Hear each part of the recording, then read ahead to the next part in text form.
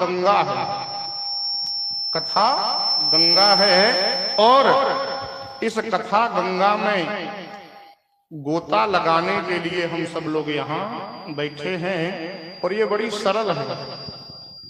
ये निकली तो भगवान नारायण के मुख से, जैसे वो गंगा गौमुख से निकली है, भगवान नारायण के मुख से निकली है।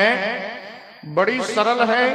उस गंगा में जो गौमुख से निकली है उसमें यदि स्नान करना है तो आपके पास समय, संपत्ति और स्वास्थ्य तीनों चीजें होना चाहिए। यदि समय नहीं है, संपत्ति नहीं है और स्वास्थ्य, तीन में से किसी की कमी है तो आप उस गंगा में गोता नहीं लगा सकते। लेकिन ये कथा गंगा तो जिसने जहां बुलाया वहां चली गई है।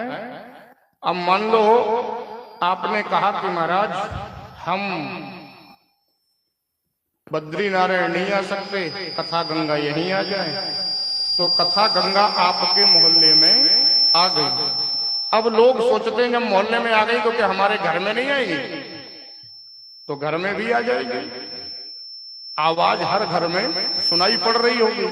अब सोचते हैं जब घर में आ गई हैं तो क्या लोटे में नहीं आएंगी? तो लोटे में भी आने को तैयार है। फिर कहते जब लोटे में आ गई तो अपने आप मुंह में भी आ जाएंगी। तो ऐसा आलसी बन करके मत बैठो। क्यों? क्योंकि भगवान कहते हैं जब मैं कथा के रूप में आया था तब आप लोगों के पास समय नहीं था, तब आप आलसी बने, घर पर पड़े रहे। और जब अब आप पर समस्या आई है तो आप कहते हो मेरी रक्षा करो। अरे उस समय कहाँ चले गए थे कि जब मैं तुम्हारे दरवाजे पर आया था और आपको घर से निकलने की फुर्सत नहीं थी।